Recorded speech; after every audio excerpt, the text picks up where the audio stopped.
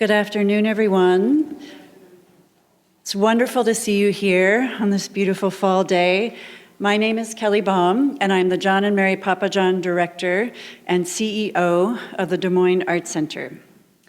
I'd like to welcome you to the signature event of the Art Center's Fall Exhibition Series. This fall, we are lucky and honored to host not one, but two incredible exhibitions. The first, Aliza Nisenbaum, Dia de los Muertos, curated by Associate Curator Beth Golnick. And the second, Manuel Álvarez Bravo Collaborations, curated by our former Associate Curator, Dr. Mia Laufer. These two projects complement one another beautifully, and for that reason, we're going to bring them together in this amazing panel, not least for their engagement with Latinx, Mexican especially, culture, tradition, and accomplishment. So before I introduce our speakers, I want to extend a heartfelt thanks to the philanthropists who made the Art Center what it is today, as well as those philanthropists who allow us, through their generosity, to continue to thrive and flourish into the future. What these philanthropists have given us, we give back day after day to the members of this community. So first, I thank Art Bridges Access for All and the Principal Foundation for the gift of free admission.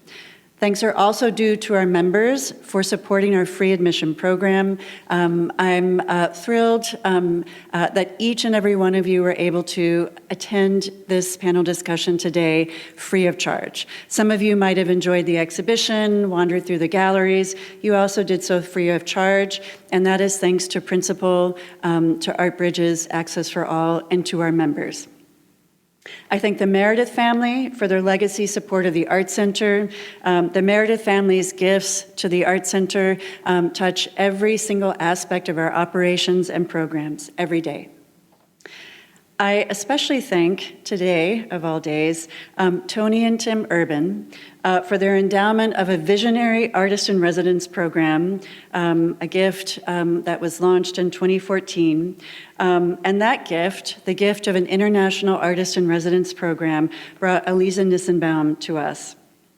Toni and Tim's past and current support allowed us to raise the bar for Aliza's residency, permitting an even more robust and substantive engagement with our community, and especially the creation and display of 5 brand new paintings that commemorate members of our community, and those paintings we are thrilled to debut here in Des Moines, Iowa, and that is thanks to Toni and Tim Urban. I'd like to give them an applause.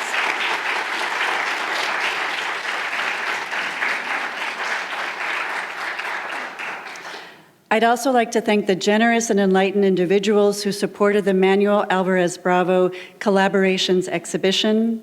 They include Harriet S. and J. Locke McAmer, who created an Art Center fund for exhibitions and acquisitions, the Jacqueline and Myron Blank Exhibition Fund, and also Dr. Richard Deming, honorary trustee. So today on the stage, we are joined by Aliza Nisenbaum, the 2024-2025 Toni and Tim Urban International Artist in Residence. Born in Mexico City, Aliza makes portrait paintings, which you can see in gallery, Blank One Gallery of the Art Center, that result from deep, meaningful exchange with her subjects, which hail from immigrant, diasporic, and international communities worldwide. Aliza approaches portraiture as a form of empathetic translation, an intimate engagement with people through the medium of painting, expressing the complexity of identity in patterned textiles, gestural brushstroke, and lushly colored scenes of intimate and professional life. You might also have read recently that Aliza was awarded a commission through the Obama Presidential Library in Chicago, and that will debut in the coming years. With Aliza is Dr. Mia Laufer, formerly Associate Curator at the Art Center, and now the Irene Leach Curator of European Art at the Chrysler Museum in Norfolk. Mia is the curator of record of the brilliant exhibition Manuel Álvarez Bravo Collaborations. That exhibition, which frames the father of Mexican photography in new and groundbreaking ways, as somebody whose creativity was catalyzed through collaboration with others. She proposed this exhibition to me not long after I arrived at the Art Center in 2023. We're thrilled that we were able to bring it to fruition, honored that we were able to bring it to fruition even after Mia left for Norfolk. We miss you, Mia. I want to call attention to the incredible catalog that Mia edited, Manuel Álvarez Bravo Collaborations, distributed by Yale University Press. None other than Yale University Press was so impressed with Mia's book that they are now distributing it nationally and worldwide. You can find a few signed copies in the store now. Mia's creative and intellectual partner in this extraordinary exhibition is Aurelia Álvarez Urbajtel, who we're honored to welcome to Iowa. Aurelia, who holds a master's degree in ethnology, served as a research assistant at the National Museum of Cultures between 1985 and 1988. I should say that Aurelia is based in Mexico City. As head of the exhibitions department at the General Directorate of Cultural Affairs of the Ministry of Foreign Affairs between 1991 and 94, and as social sciences coordinator at the General Directorate of Publications at Conaculta between 1994 and 2001. Aurelia has long coordinated both the Manuel Álvarez Bravo Association and the Manuel Álvarez Bravo Archive, both dedicated to preserving, researching, and promoting the photographer's legacy. She has directed the Manuel Álvarez Bravo Archive House in Mexico City since it opened in 2023. We have three superstars with us today. You are going to learn a lot from them about the Manuel Álvarez Bravo exhibition. Please join me in welcoming all three of our guests to the stage.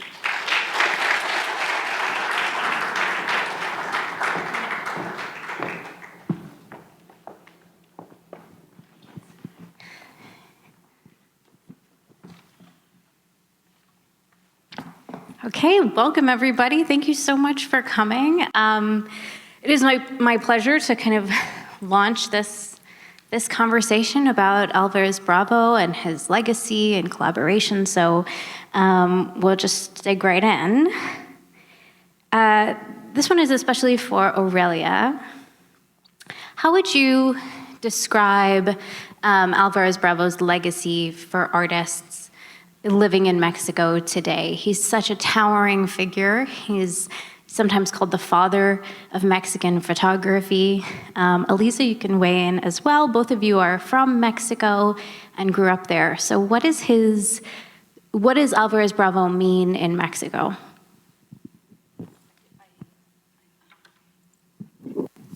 Hello, welcome. I will read because my English is not very fluent. I'm sorry.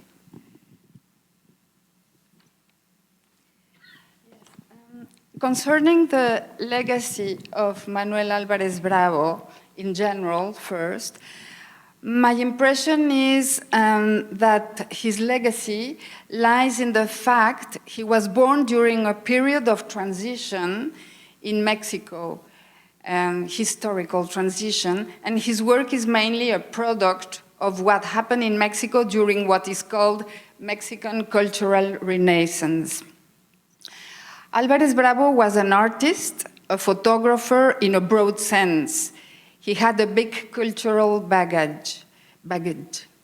Besides a technical proficiency, his styles come from a very personal use of his knowledge in art, literature, philosophy, poetry, music, and Mexican past and present to express his own vision of the world.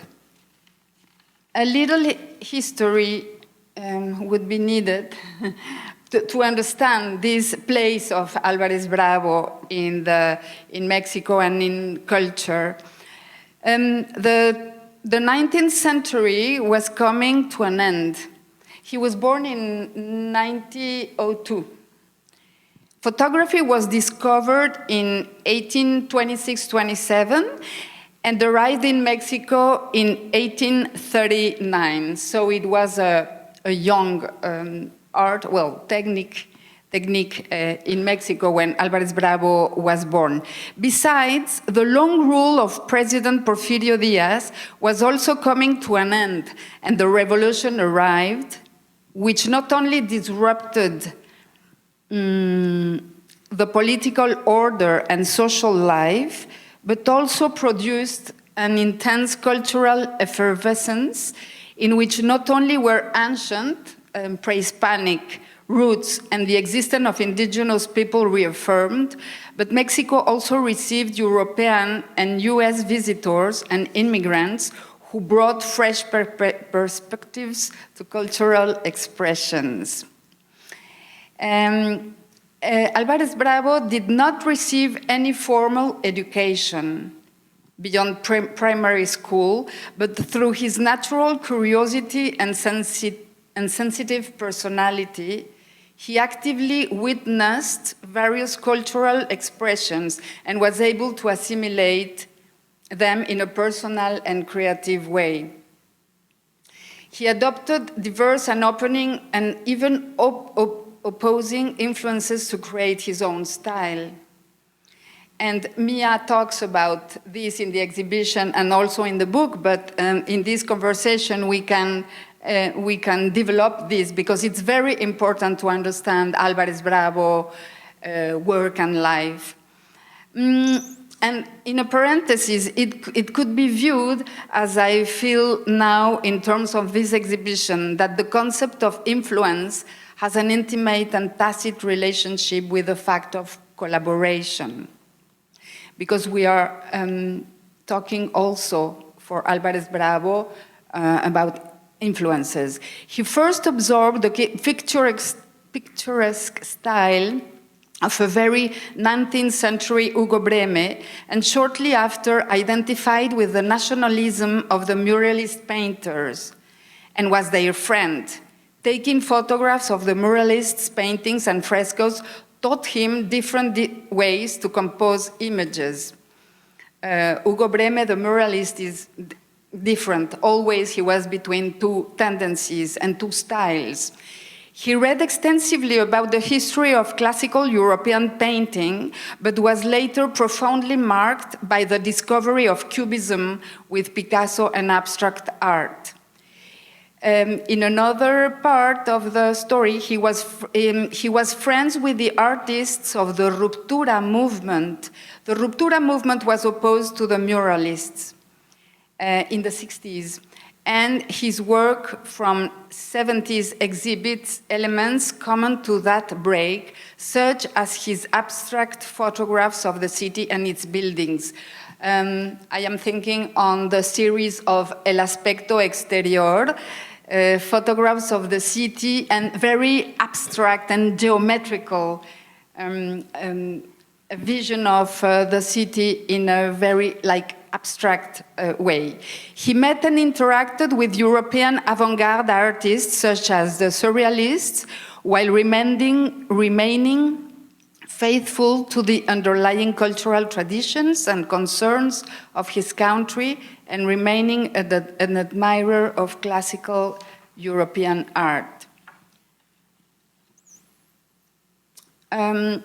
It's important to say also that he was a reader, an avid reader of Spanish Golden Age poetry, but later he portrayed, befriended, and read the modernist literary group Los Contemporáneos. He was also an enthusiastic reader of Cervantes' Quixote, and at the same time, James Joyce's Ulysses.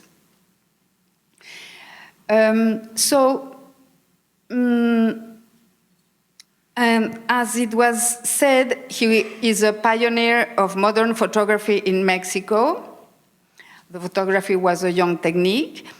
He is part of the global landscape of 20th century humanist photography, and the scope of his work has made him a classic. In my point of view, a classic is an artist whose work is sensitive and understandable to people in any area, in any period. Part of his work, still little studied, retains a surprising relevance in contemporary art. There are examples, I could later talk about them. So his keen eye for both human affairs and also, and it is opposite, the linear abstract composition he finds in banal street scenes turn his work into a rich personal universe that is not always easy to interpret, but which inspires young Mexican artists. Another important point is that the influence of his style and the way he manages to express the Mexicanity in such a strong and poetic way makes that contemporary Mexican photographers regard him as an inevitable reference, whether they embrace his influence or reject it also, of course, because for decades his influence dominated the milieu of Mexican photography. And now, Casa Manuel Álvarez Bravo, Casa Archivo Manuel Álvarez Bravo, I am directing, will organize exhibitions, is organizing exhibitions featuring Manuel Álvarez Bravo alongside young contemporary artists. Thus, we want and we like to bridge such distant generations. Okay, that's a bit long, I am sorry, perhaps, but... It was perfect. One of the things that I also found really fascinating in studying his life is that he started teaching in 1929, and then he lives until 2002. And so there are decades and decades and decades of him coming in and out of teaching. And so with many Mexican photographers for generations, what you see is they'll say, oh, I studied with Don Manuel, I studied with Álvarez Bravo. And it's almost like, who didn't study with him? Any Mexican photographer of note must have passed through his darkroom at some point.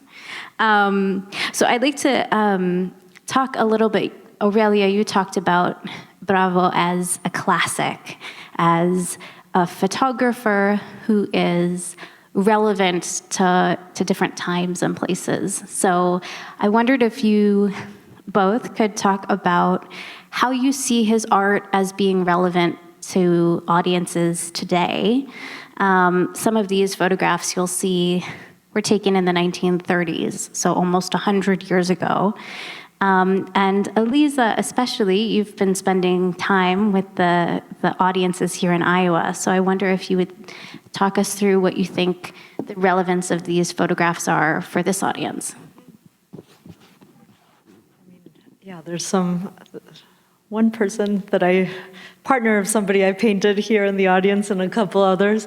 I think it's very relevant, especially for Mexicans living in the United States, to see this very nuanced representation of Mexico, because as you beautifully, one of the writers in your catalog wrote, with his disciple Graciela Iturbide, he would emphasize not doing overly political works, or he emphasized the subtlety of the image, and not going into stereotypes of Mexicanismo, not going into the folkloric or the picturesque or the kind of exoticism as it's always seen, as Mexico is often seen by others, as it's seen as other, basically.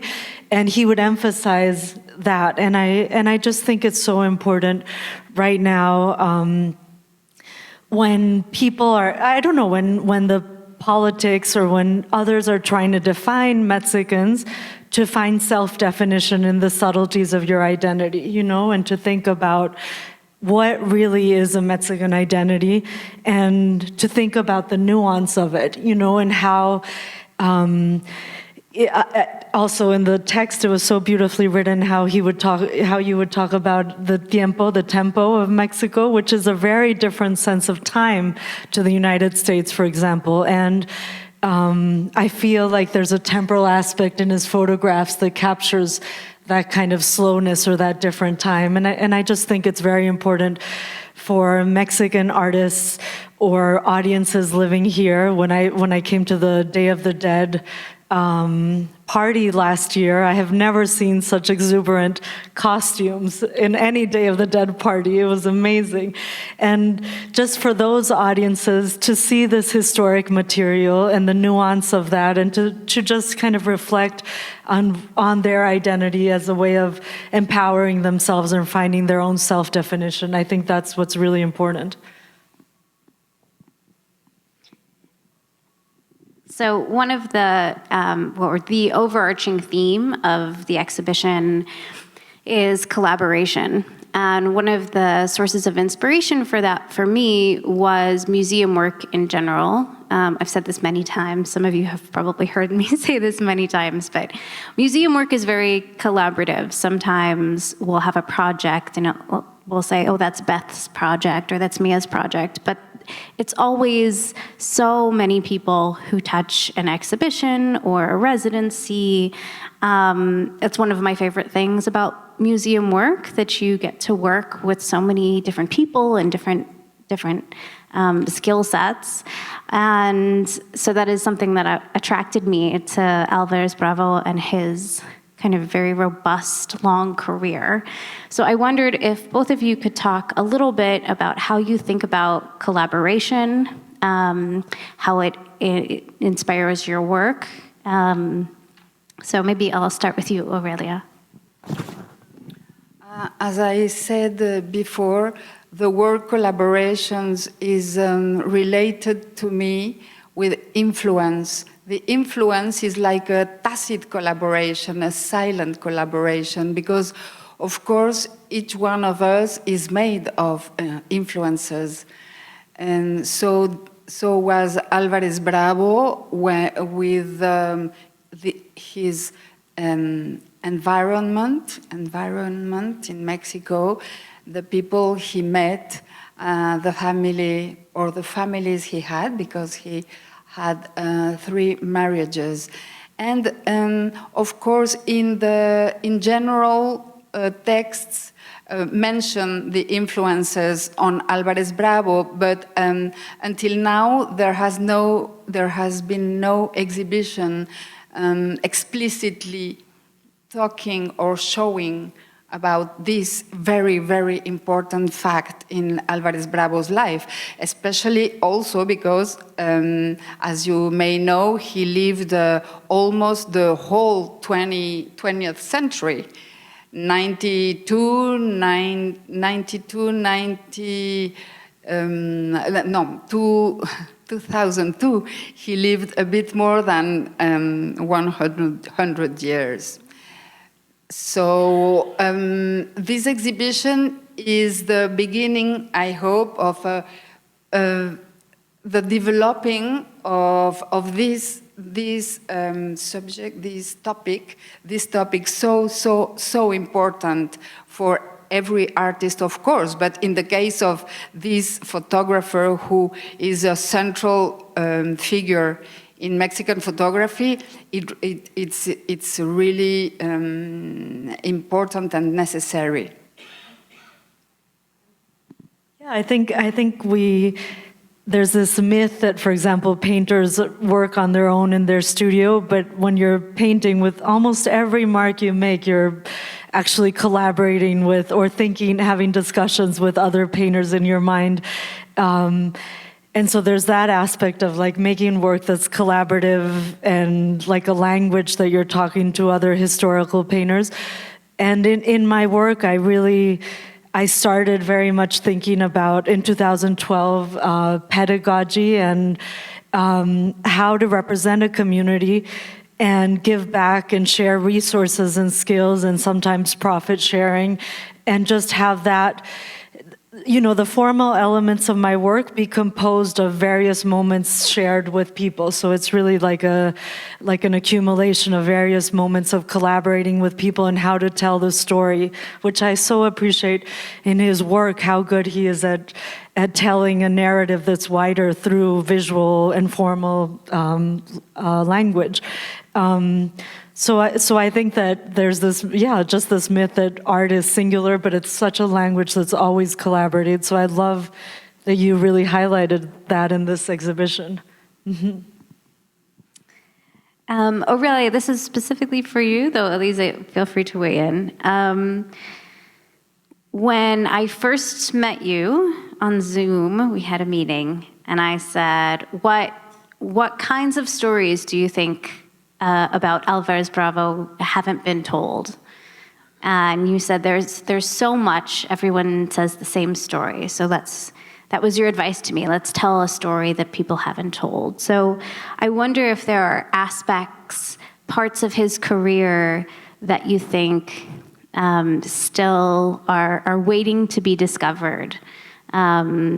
Even for me, I think his relationship to the Ruptura generation is still something that I think we could explore more.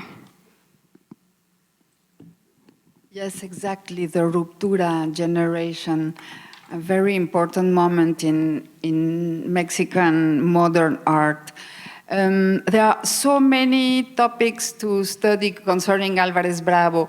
We have scanned all the negatives, and you know that such a short part of these negatives have been published by him. We have more than 40,000 negatives in a database, and he didn't publish more than 1,000, only 1,000. Perhaps a bit more because he made documentary work, as it can be seen in the exhibition. His life was very, very rich. He not only was an artist, he was an editor, and he founded with a little group of persons little edition house, publishing house in the end of the 50s, and I guess he's the very first edition house in Mexico. After, of course, the beautiful, marvelous magazine of Frances Tour, Mexican Folkways, of course. She began to show Mexico, its artists, its population, its cultures, different cultures, to the foreigners who came to Mexico. There's also the time of the cinema, also shown in the exhibition. 17 years, he was a still man, and he seems to have been keen of cinema. He wanted to do cinema. We have some little stories he wrote in notebooks, like scripts, like the resume of movies he would like to make, and many other aspects, because he had the documentary work, very, very important.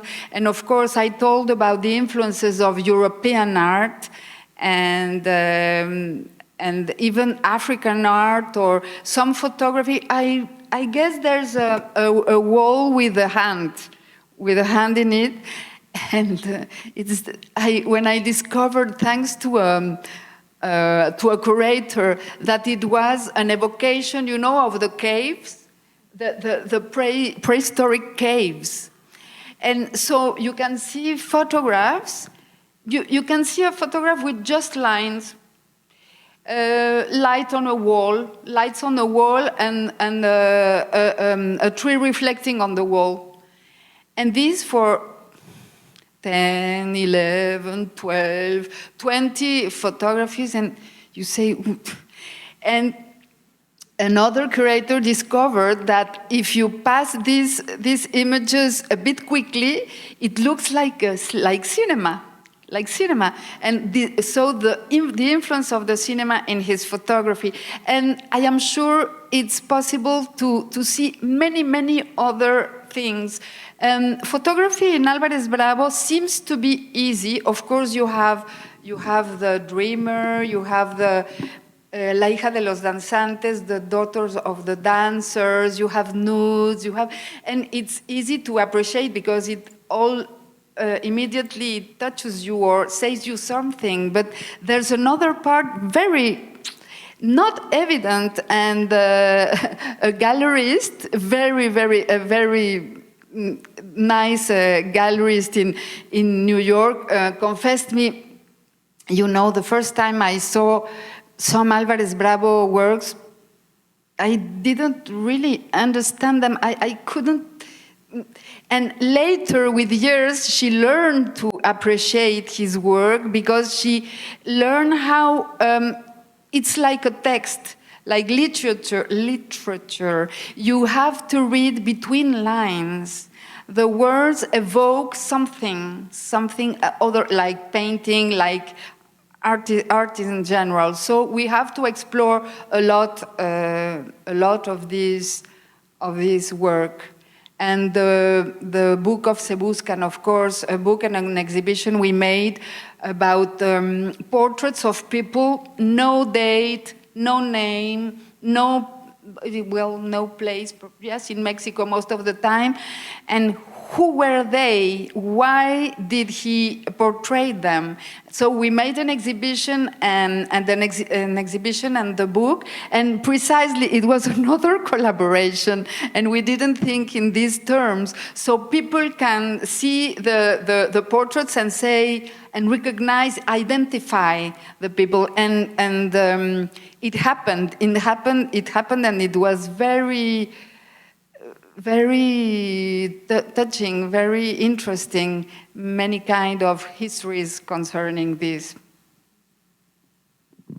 Yeah, there's so many, I think, histories that can be still explored through it, and I think that, for example, that line of how Diego Rivera went to study with Picasso for a while and brought that kind of cubism back to Mexico, and also the relationship between like Diego Rivera and coming to teach, or actually Siqueiros, and coming to teach in the United States. I'm curious about how that kind of modernism that maybe the painters brought back from Europe, or the other way around, that we brought to, how that influenced Álvarez Bravo, that kind of flattening of space, because he really plays with like the trompe-l'oeil and the flattening of space and reality, which is a very modernist trope, and I'm very curious about that, how painting, while he was photographing and documenting the muralists, how they might have influenced his own work, and thinking about like the metaphorical figure that Diego Rivera would place at the bottom of the canvas to later imply the deeper story of the people he's painting, how Álvarez Bravo was probably influenced by these painters as well. I'm really curious about that part of the story.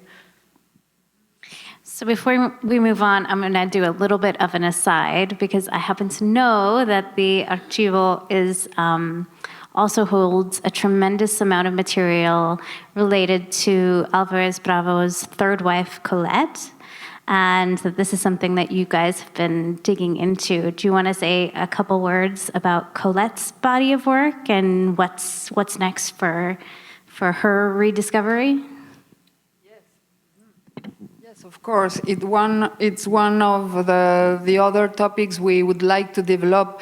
Álvarez Bravo was married 3 times with Lola Álvarez Bravo, the Mexican photographer, Doris Heidenreich, an American lady who came to Mexico, and Colette Urbajtel, my mother. She was born in France. Colette, my mother, was one of the first women studying economics and political sciences in the university in Paris. Most of the pupils were men, and she went to Mexico to write her thesis on Latin American economy. But with Álvarez Bravo first helping him in the darkroom, she became an excellent photographer, and her work she made many exhibitions, very classical exhibition, chronological, the most well-known photographies, but we were very surprised to see that she had several thousand of negatives. At what time, when did she had enough time to take so many photographs, having a very important husband and not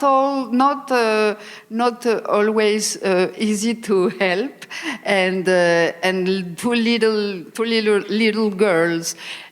She is a very interesting vision between France and Mexico, a young French woman visiting Mexico, seeing Mexico through also the eyes of this Mexican husband. So about Colette, we have quite several important work to do, and we would also work on Lola Álvarez Bravo, whose archive is in the Center for Creative Photography in Tucson, Arizona, and on Doris Hayden, who was a lover of pre-Hispanic art. He wrote very important and interesting books. So in this Casa Archivo, Manuel Álvarez Bravo, we intend to include all aspects of Álvarez Bravo, and of course the women he lived with were so important. For example, I lived this Colette on Sundays was driving on the road, for example, and well, when you have a wonderful landscape, a wonderful landscape, just when when the road turns, stop. But Manuel, ¿cómo se dice curva? We are on stop.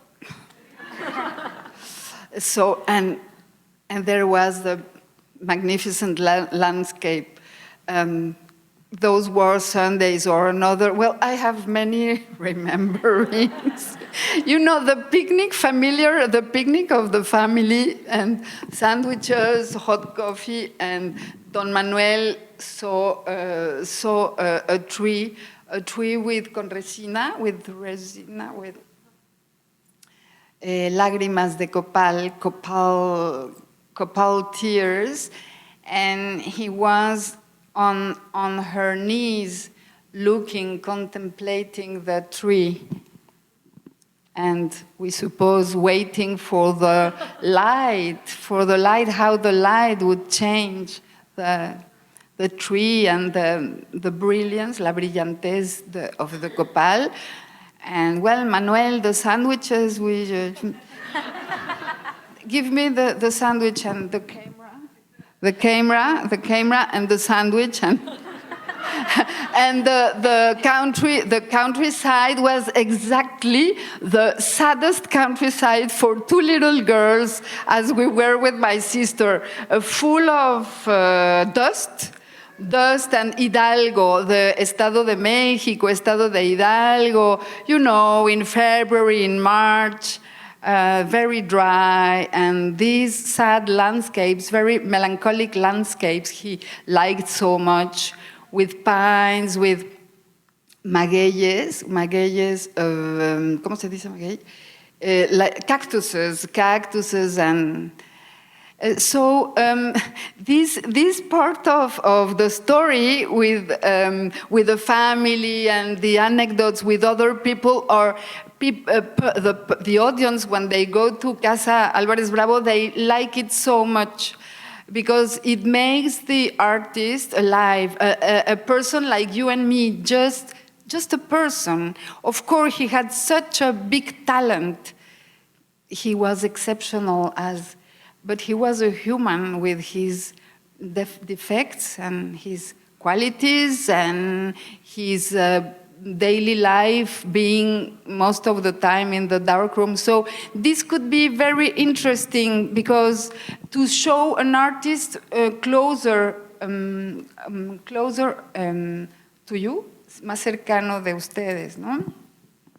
I don't know if I answered the question because I am always going on the road and stopping in curves. Me too. Me too.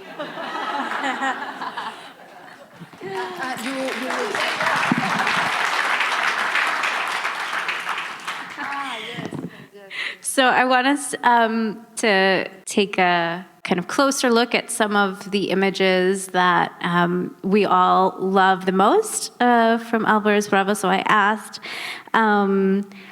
everyone on the stage to pick a work that specifically speaks to them and talk through what exactly they see in that work. So this is Aurelia's pick. Do you want to tell us what you see in this image?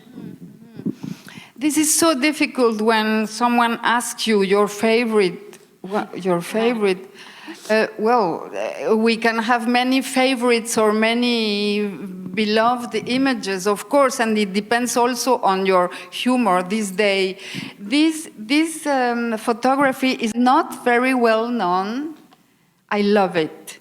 I love it because the title, La fábula del perro y la nube, the fable of the dog and the cloud, it's so poetic, and you see a poor, so thin dog and the cloud. If the titles of Álvarez Bravo are very, very special, and people like another topic, another subject for an exhibition. And so you have to see the dog and the cloud, and for me I can't say, it's difficult to say sometimes when something is touching to you, and you see this house, this very, very, very poor house, as you have many in the city or around the city, and we saw a person there. I don't know if we have. Yes, a lady.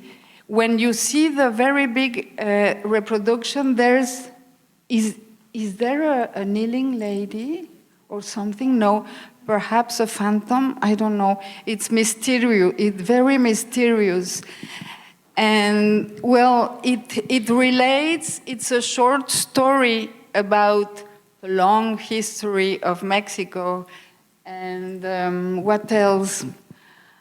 I don't know, el plumero, ¿cómo se dice? To remove the dust just on the cloud, and it has plumas?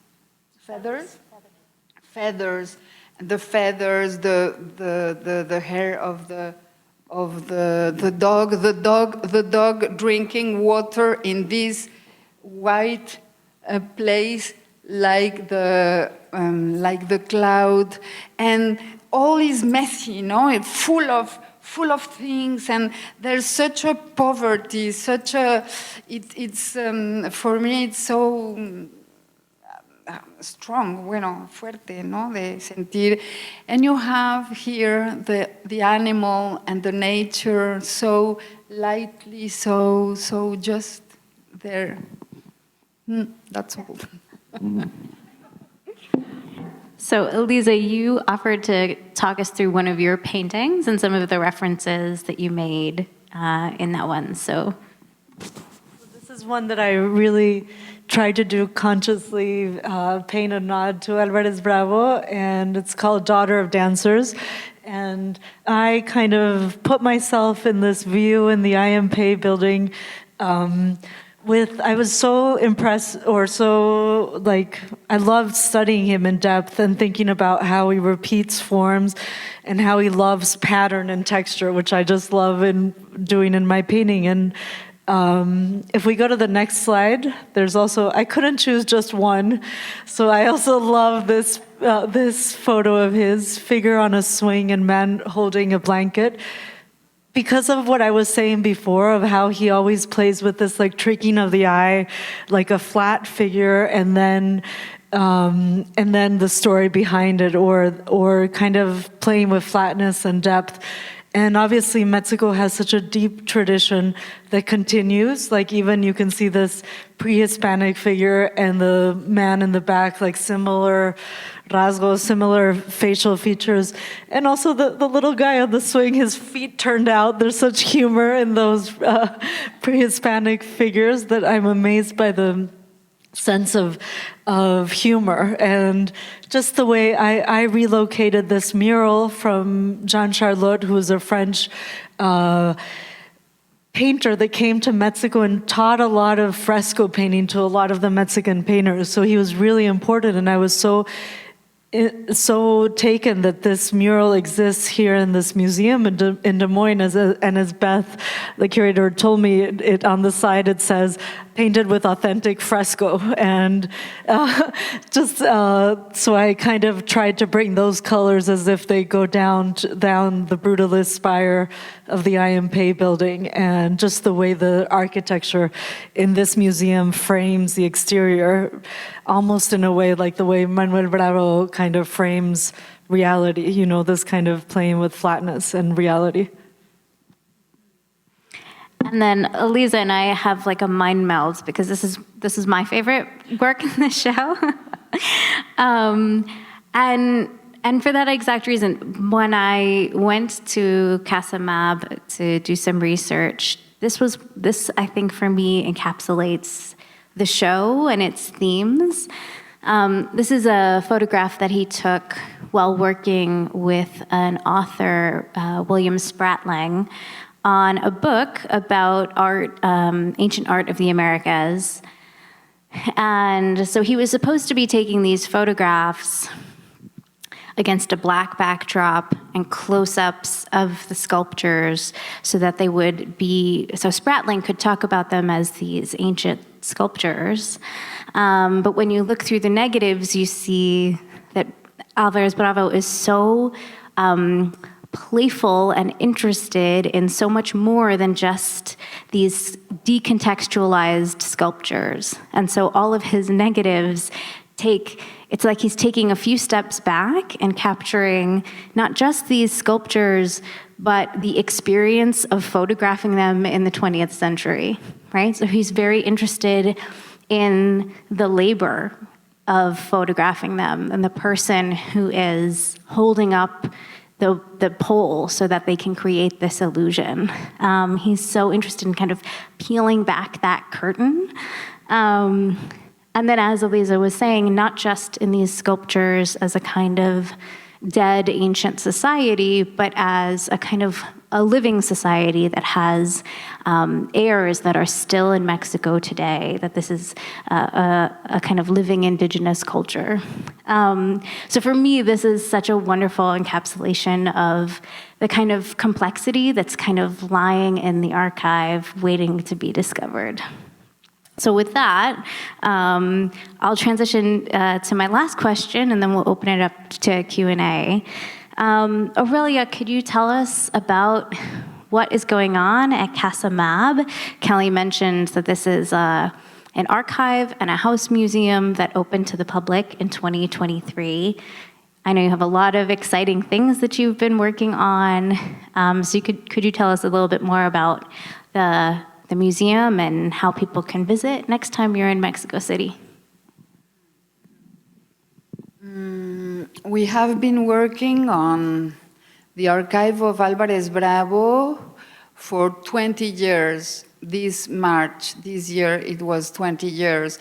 The Casa Archivo opened almost 3 years ago when Colette passed away, because she was living in this house.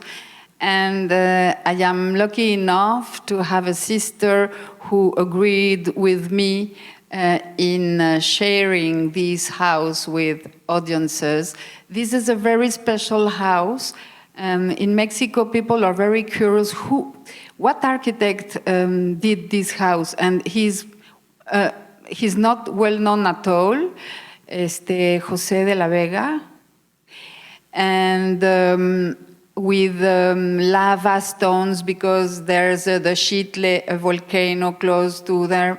It's supposed to be dead, but it's not dead, it's just asleep. So,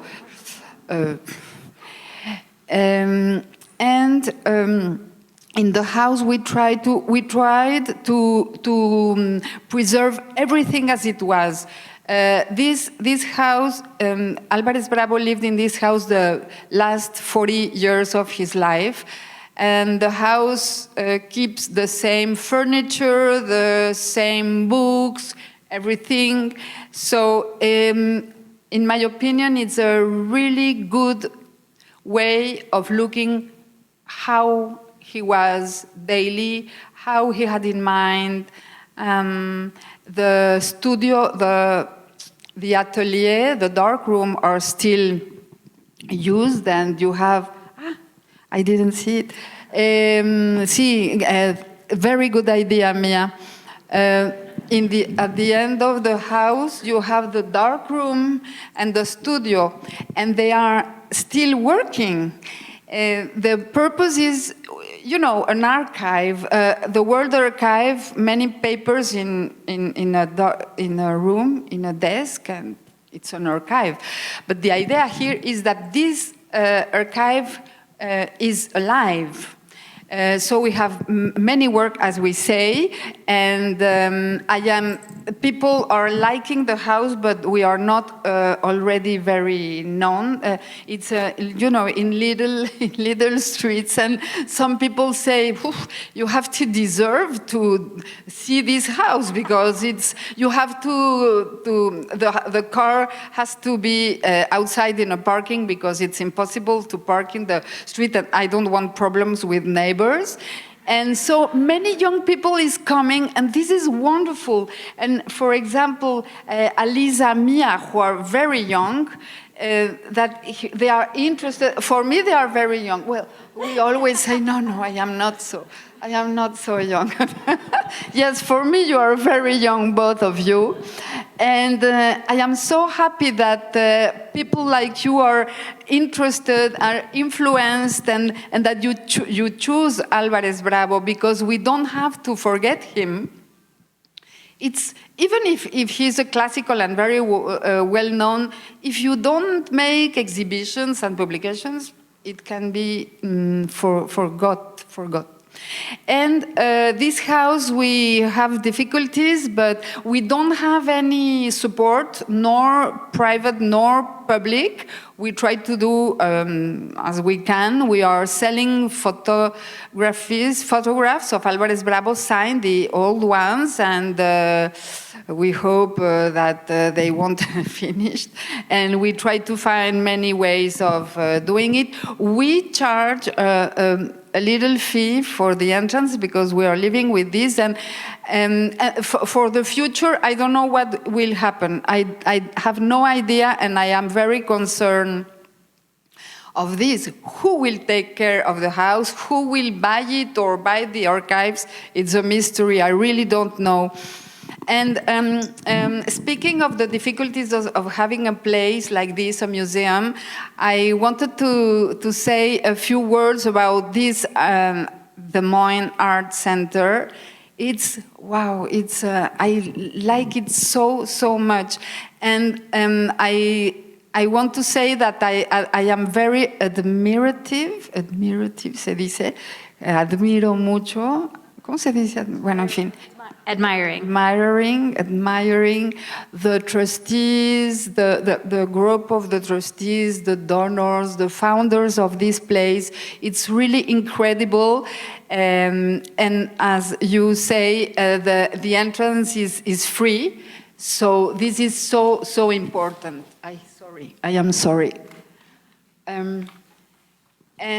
I like to discover this art center in a place in the States that in Mexico we don't know. Iowa, Des Moines, where is it? Where are you going?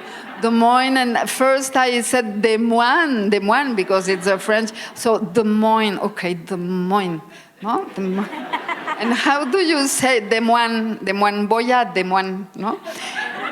Beautiful place, beautiful, admirable place. I like very much, and the city, this big, bueno, etc. I won't take more time, but yes, and Well, I just wanted to add some words because it's so important that places be like this. And Kelly, you saw this several times, and the people working here, I want to say thank you so much. Thank you so much to receive Álvarez Bravo. There are not easy times now for culture in general.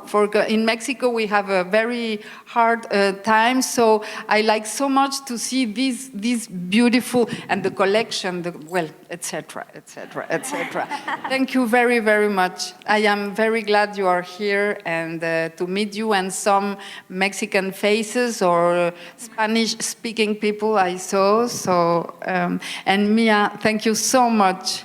It was wonderful to work with you. And Jolly and Jay, I don't know where they are. They were working on the mountain of the photographs. Thank you very much. It's like it's a house there, and we like to receive people as if it was a house. So that's why people, I think, like. So we are working and talking about this and that, and to have a nice time also, because I like when work is also pleasant and joyful and etc. Thank you very much again. Thank you. Thank you.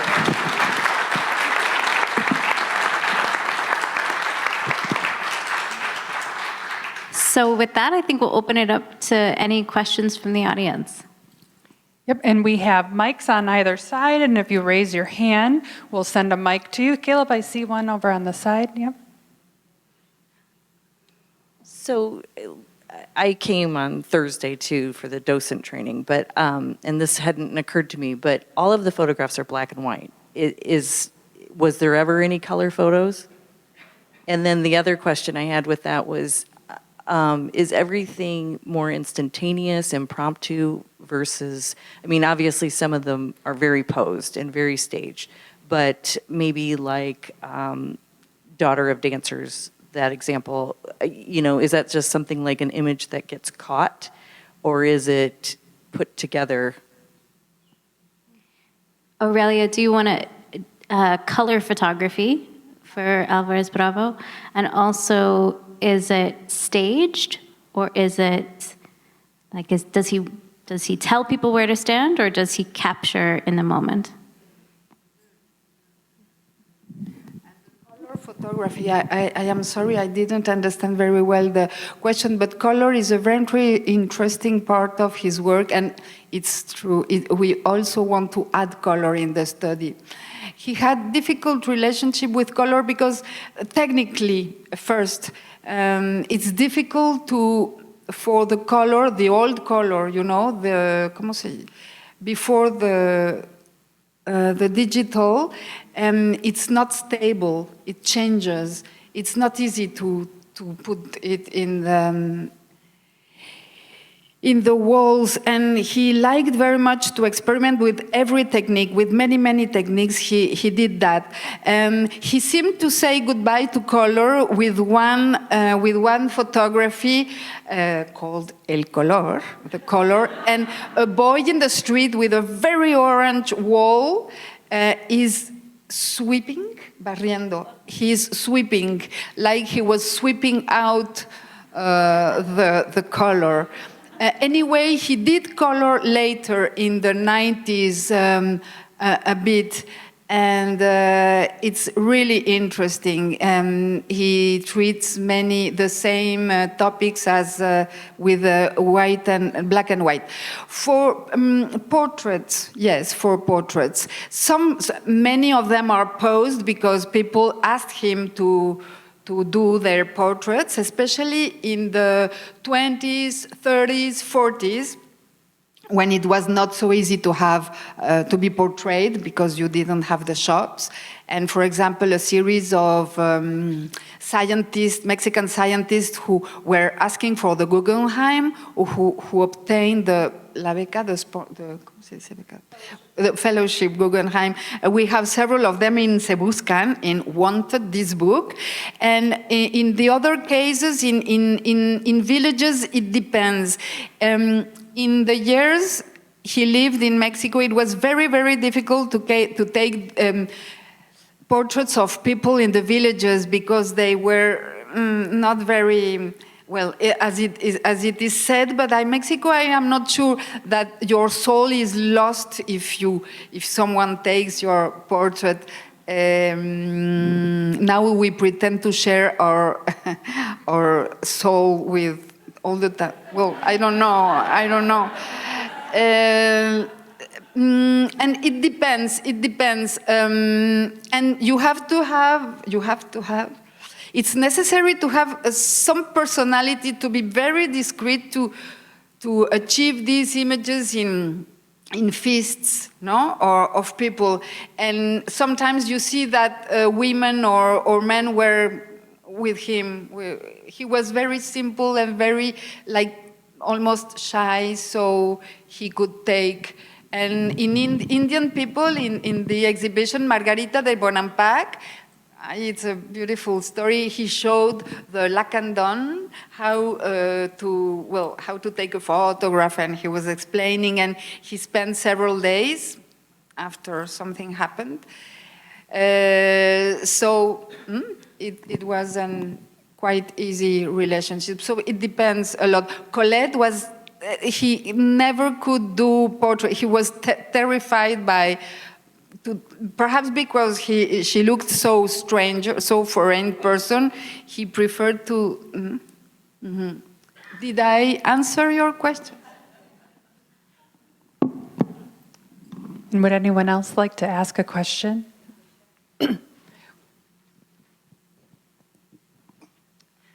Aliza, I wonder if you could talk a little bit about your relationship with your sitters. We have some of your sitters in the audience today. Collaboration is so important to your work, as is a depiction of other people.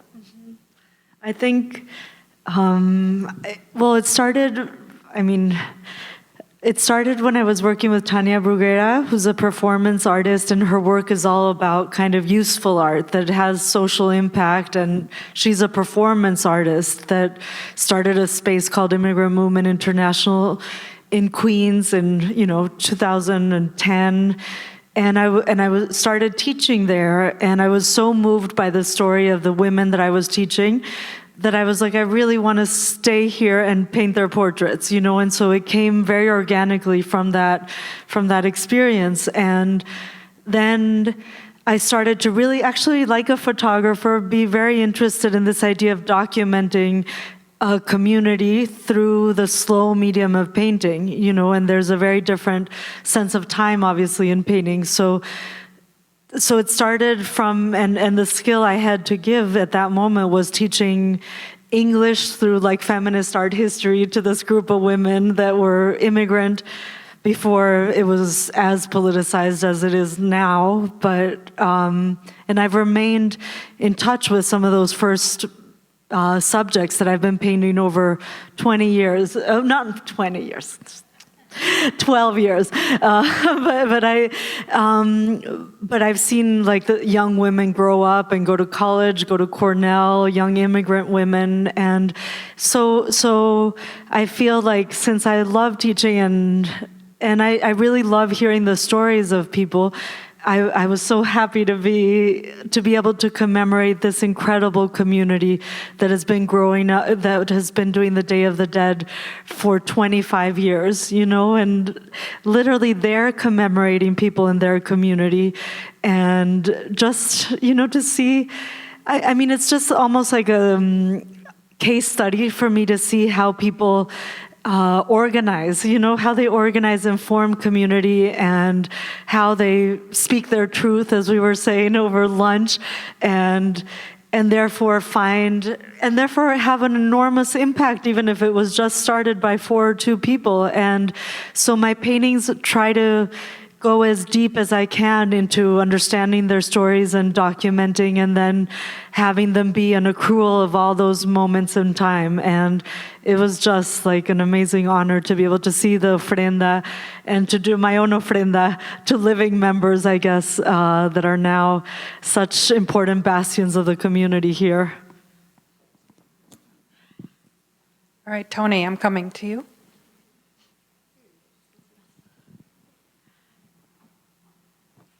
I was just going to ask, since you mentioned the Day of the Dead, and there are people here who will be going into the gallery, would you comment on who the people are? I think it's fascinating, and I think a lot of people would be anxious to hear that story. Of the Day of the Dead, or who the people The are? the Day of the Dead. Yes, exactly. I mean, Ilya, Isla, and Paula, and Don, and Paula Hutton, and Vince, and Connie. Those were the original members that have stayed and are the committee that really chooses every year who the Day of the Dead, how the Day of the Dead is going to take place, the ofrenda here in the museum. And I guess, well, I'm not going to tell you the story of what's coming for the 25th. I almost gave it away because I got so excited, but that would have been very bad for but I just, so the Day of the Dead is just a very old tradition that I'm sure most of the people in the audience know about, but it's amazing. Well, when I was growing up in Mexico City, we would go to Michoacan, to Pátzcuaro, which is a small island off of, in Michoacan, where in the whole island they celebrate the Day of the Dead, and they really bring food and flowers to commemorate their loved ones who have passed. And it's just incredible how this tradition, how Mexico is a city with all this modernism, but or a country, but it continues with these traditions of just honoring and paying tribute and almost making fun of death. Really, death lives on very different registers in Mexico of humor and tremendous respect, but they don't exclude each other fully. And since I have a mic, I'll just remind everyone, Day of the Dead is next weekend on Sunday from 11 to 3, and Mia Boo, who organizes that event, is here in the audience. It's a tremendous, feat, so thank you, Mia.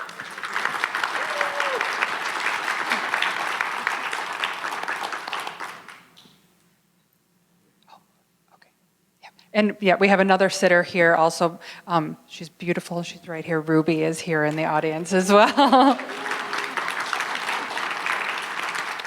We have time for one more question if anyone would like the mic. All right, coming your way.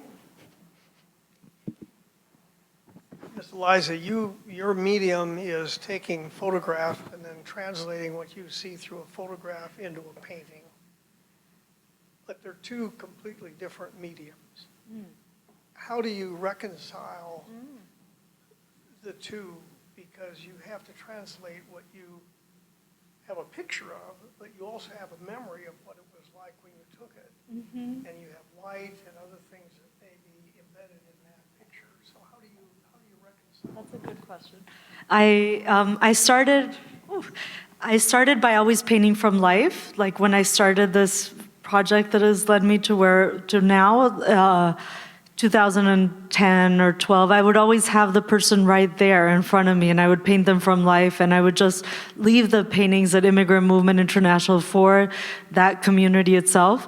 And then I got invited to do this project during the pandemic at Tate, Liverpool, and I was going to fly there and paint healthcare workers.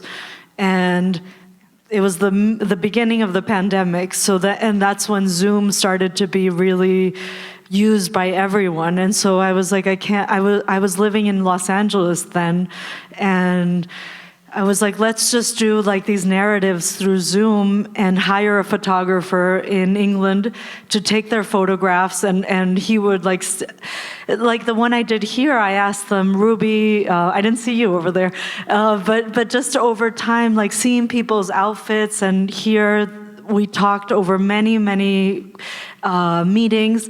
How do you want to be dressed for this? So it's collaborative in many ways. When they were sitting for me, I would get their direct feedback. They would tell me, "Oh no, please don't paint my lips so pink," or this. I remember one of my first models, I painted him with his ostrich leather boots and some stubble, and he was like, "No, I have to come back without stubble." And they would be the first witnesses of the work's creation. They would literally be looking at it while I'm painting it. And right now, for example, my model Veronica that I've painted over 12 years, she's going to be the central figure in the Obama mural, and in 2 different parts. And I was painting her from life again on Sundays when I have a rest from the mural. I'm just painting her from life again, and she's looking at her huge painting while I'm painting her. So now it's kind of a collage process of Zoom and collaboration and choosing their own outfits, and sometimes when I can from life. So collage-y. We have had such a beautiful day. I want to thank each of you for taking the time to be here and sharing your beautiful stories with us. You have friends in Des Moines, so I'm happy that you like it. Please come back and visit us. And Mia, we're really grateful to you. You are an incredible teacher and an incredible curator. Please go up and see this excellent exhibition. You can head right up out of these stairs or go back out through the education doors. Thank you for being here. Thank you, everyone.